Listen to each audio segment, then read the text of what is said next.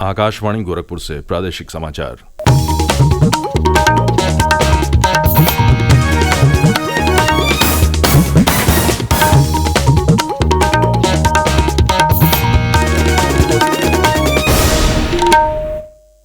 नमस्कार, समाचार बुलेटिन के साथ मैं विकास राय।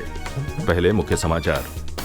लोकसभा चुनाव के दूसरे चरण के लिए थमा चुनाव प्रचार। प्रदेश के 8 संसदीय क्षेत्रों में मतदान कल। बसपा ने 3 और संसदीय क्षेत्रों के लिए जारी की प्रत्याशियों की सूची। कन्नौज में सपा ने बदला प्रत्याशी, अब अखिलेश यादव लड़ेंगे चुनाव। प्रदेश में संसदीय चुनाव को लेकर और तेज हुआ प्रचार। वादों और आरोप प्रत्यारोप के बीच नेता कर रहे चुनावी रैलियां। और एनटीए ने जारी किया जेईई मेंस 2024 का परिणाम। 56 परीक्षार्थियों ने हासिल किए 100% स्कोर।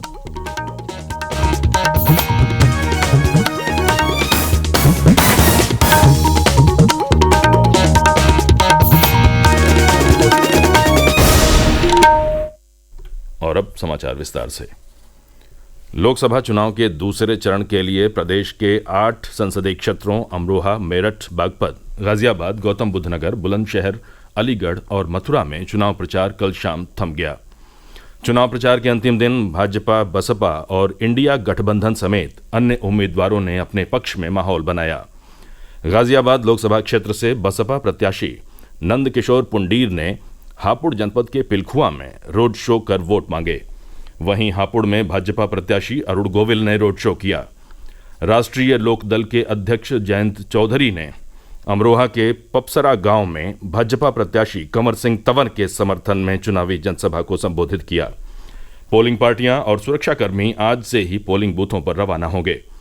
इस चरण में कल वोट डाले जाएंगे। चुनाव आयोग के मुताबिक दूसरे चरण में प्रदेश की 8 सीटों पर कुल 91 उम्मीदवार चुनाव मैदान में हैं।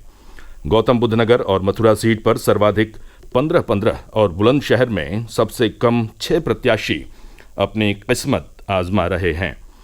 इन प्रत्याशियों के भाग्य का फैसला 1,67,77,198 मतदाता करेंगे।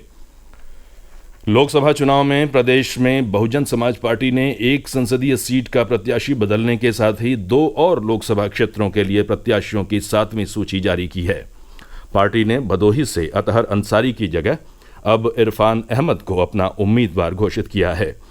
सलेमपुर लोकसभा क्षेत्र से पार्टी के पूर्व अध्यक्ष भीम राजभर और हमीरपुर से निर्दोष कुमार दीक्षित को प्रत्याशी बनाया गया है। बहुजन समाज पार्टी ने अब तक 66 संसदीय सीटों पर अधिकृत प्रत्याशियों की घोषणा कर दी है। प्रदेश में चौथे चरण की 13 लोकसभा सीटों के लिए नामांकन प्रक्रिया जारी है। चौथे चरण के लिए नामांकन भरने की अंतिम तिथि 25 अप्रैल है। इस बीच सपा के राष्ट्रीय अध्यक्ष अखिलेश यादव आज कन्नौज लोकसभा सीट से अपना नामांकन दाखिल करेंगे। 2 दिन पहले पार्टी ने कन्नौज सीट से उम्मीदवार के तौर पर तेज प्रताप यादव के नाम की घोषणा की थी, लेकिन बाद में अखिलेश यादव ने इस सीट से लड़ने का फैसला किया। लोकसभा चुनाव के तीसरे चरण में उत्तर प्रदेश की 10 सीटों के लिए नामांकन प्रक्रिया पूरी हो चुकी है। इसमें ताज नगरी आगरा की अहम सीट भी शामिल है। आगरा के चुनावी परिदृश्य पर पेश है हमारे प्रतिनिधि की रिपोर्ट।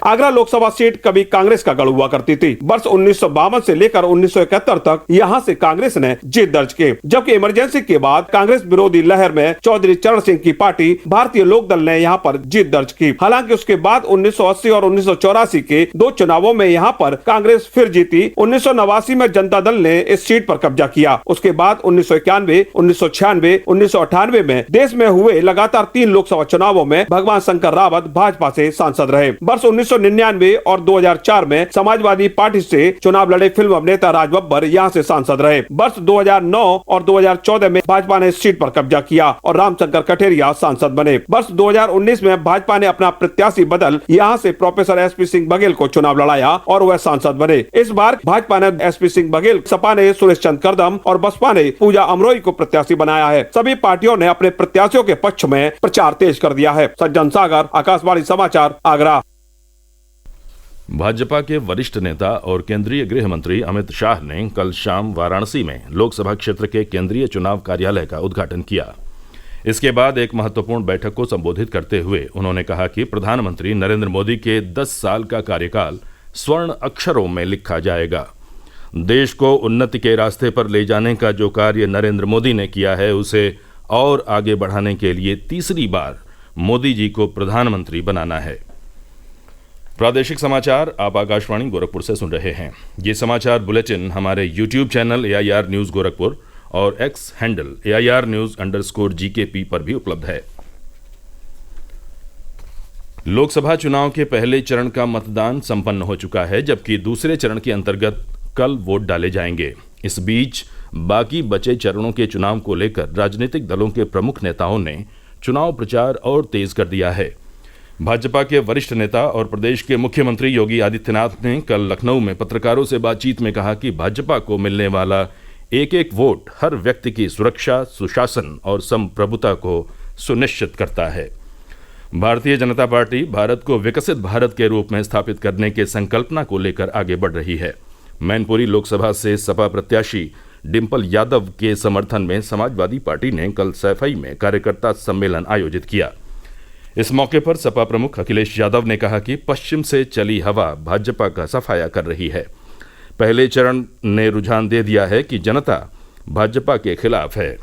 वहीं वरिष्ठ सपा नेता शिवपाल सिंह यादव ने कहा कि भाजपा सरकार ने अपना कोई वादा पूरा नहीं किया। उधर बहुजन समाज पार्टी के राष्ट्रीय समन्वयक आकाश आनंद ने कल गोरखपुर के सरदार नगर में एक चुनावी जनसभा को संबोधित करते हुए कहा कि देश और प्रदेश में बेरोजगारी तथा गरीबी राशन देने से नहीं बल्कि नौकरी देने से दूर होगी। आकाश आनंद ने भाजपा के साथ ही सपा और कांग्रेस पर भी हमला बोला। उन्होंने कहा कि 60 साल तक शासन करने वाली कांग्रेस अब भारत जोड़ो की बात कर रही है।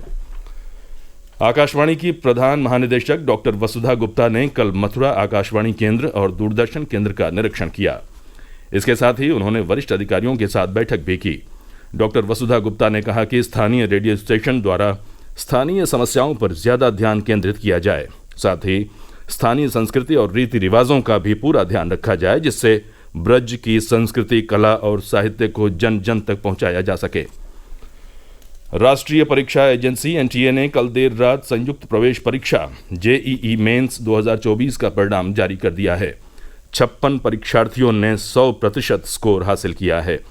इसमें अधिकतम छात्र तेलंगाना से हैं। रिजल्ट JEEMAIN.NTA.AC पर जारी किया गया है। जो छात्र JEE मेंस 2024 सत्र 2 परीक्षा में शामिल हुए हैं, वे JEE मेंस की आधिकारिक वेबसाइट से परिणाम चेक कर सकते हैं। JEE मेंस सत्र 2 2024 के लिए परीक्षा 4 से 12 अप्रैल तक देश के 319 शहरों और विदेश के 22 शहरों में हुई। JEE मेंस परीक्षा में लगभग 12.57 लाख छात्रों ने भाग लिया, जबकि परीक्षा के लिए 24 लाख से अधिक छात्रों ने रजिस्ट्रेशन किया था। परीक्षा परिणाम जारी करने के साथ राष्ट्रीय परीक्षा एजेंसी ने कहा कि परीक्षा के दौरान अनुचित साधनों का उपयोग करने के लिए 39 उम्मीदवारों को 3 साल के लिए JEE मेन देने से रोक दिया गया है। उत्तर प्रदेश माध्यमिक शिक्षा परिषद यूपी बोर्ड ने हाई स्कूल और इंटरमीडिएट के परीक्षा परिणाम में अपने नंबरों से असंतुष्ट विद्यार्थियों को कॉपियों की दोबारा जांच कराने का मौका दिया है। यूपी बोर्ड की तरफ से स्क्रूटनी के लिए ऑनलाइन आवेदन की प्रक्रिया शुरू कर दी गई है। आवेदन की अंतिम तिथि 14 मई निर्धारित की गई है। विद्यार्थी यूपी बोर्ड की वेबसाइट upmsp.edu.in पर आवेदन कर सकेंगे। जांच कराने के लिए प्रति प्रश्न पत्र 500 रुपये का शुल्क राजकीय कोषागार में जमा करना होगा। ऑनलाइन आवेदन की हार्ड कॉपी और जमा शुल्क के चालान की प्रति पंजीकृत डाक से बोर्ड कार्यालय को उपलब्ध कराना होगा। और अंत में मुख्य समाचार एक बार फिर। लोकसभा चुनाव के दूसरे चरण के लिए थमा चुनाव प्रचार। प्रदेश के 8 संसदीय क्षेत्रों में मतदान कल। बसपा ने 3 और संसदीय क्षेत्रों के लिए जारी की प्रत्याशियों की सूची। कन्नौज में सपा ने बदला प्रत्याशी, अब अखिलेश यादव लड़ेंगे चुनाव। प्रदेश में संसदीय चुनाव को लेकर और तेज हुआ प्रचार। वादों और आरोप प्रत्यारोप के बीच नेता कर रहे चुनावी रैलियां। और NTA ने जारी किया JEE मेंस 2024 का परिणाम। 56 परीक्षार्थियों ने हासिल किए 100% स्कोर। इसी के साथ ये समाचार बुलेटिन समाप्त हुआ। नमस्कार।